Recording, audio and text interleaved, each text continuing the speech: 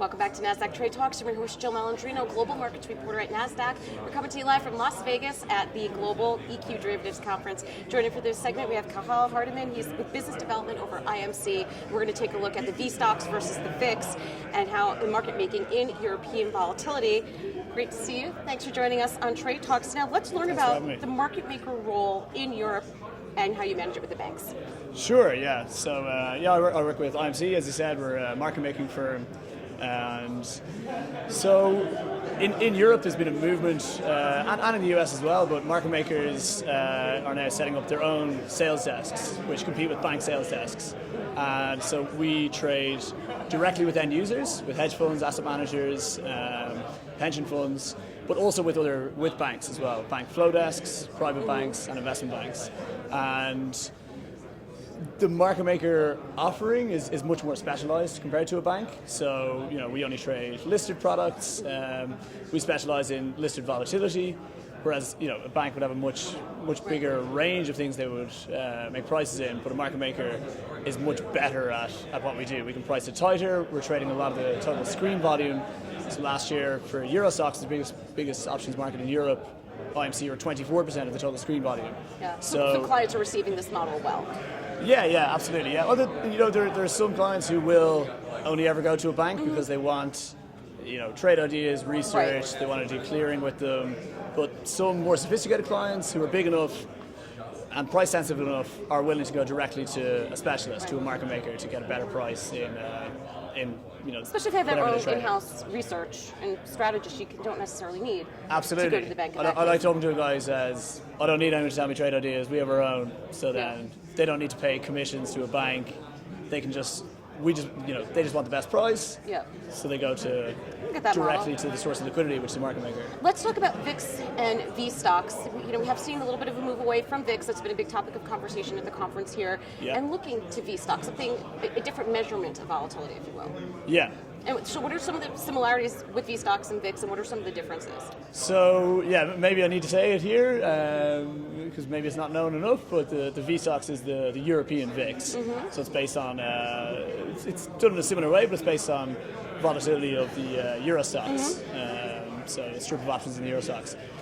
So the bad news is it's a lot less liquid than the VIX. Mm-hmm. It's got a smaller multiplier, so in total it's the Vega traded in VSTOXX futures is around 2% of the VIX. The VIX is it's a hugely liquid market, obviously, so it is a much smaller market, but the liquidity is on the up, and it is a different product. Well, it's more of a pure play for your underlying basket. Yeah, absolutely, and it's a different exposure. So the correlation between the two indices is actually in the last year it's been a bit lower because the two economies are diverging, right? The U.S. Interest rate policy is diverging. The U.S. economy is growing much faster than Europe. The correlation has been around 40%. So they are different products. And if you are running a VIX trading strategy, this is another way, another exposure you can get that isn't, very, very correlated with your regular VIX strategy exposure. Yeah. So So are U.S. funds interested or hesitant to do strategies around the VSTOXX? There are some. The reason some are hesitant is because the liquidity is so much lower, as I said. But smaller funds, what's a better fit now for VSTOXX? It's the smaller funds, the guys who are doing a couple of hundred lots of VIX or 1,000 lots of VIX. Because some guys in the US are too big for the entire VSTOXX market at the moment. The smaller guys, we've talked to quite a few funds here who have a VIX futures trading strategy. Some are trading just the futures outright, some of them are trading against S&P futures, and they're backtesting that strategy in the VSTOXX now, in European vol, and getting good results. But like I said, well, first of all, the reason it's good is because it is a different risk to get exposure to, a different risk premium to collect. Mm-hmm. But like I said, the screen liquidity is very small compared to the VIX. So, but the message we're kind of trying to get out there is if if someone goes directly to the source of liquidity, directly to a market maker, then there's much more liquidity than what you see on screen.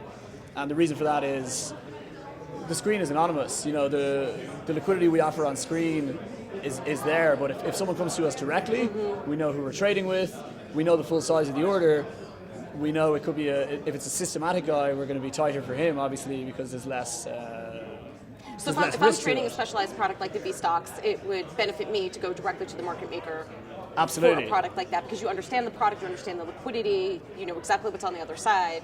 Exactly, and like I said, when someone comes direct, we see less risk to the trade. You know, if we're trading on screen, we don't know who we're trading with, we don't know how much size they have behind, we don't know if it's a systematic asset manager with just a vol selling strategy, or if it's a vol arb hedge fund who is selling vol because they think it's too high, and they're going to keep selling it for the next 10 days or something. So the price we make for anonymous people on screen or in the broker market, the IDB market, is inherently a bit wider because there's more risk to that type of trading. Right.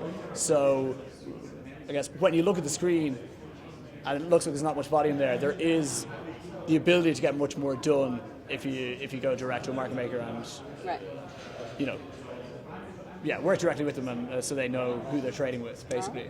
Good stuff. Thanks so much for joining us. Good stuff. And thanks for joining me throughout the day on Trade Talks. I'm Joe Malandrino, Global Markets Reporter at Nasdaq.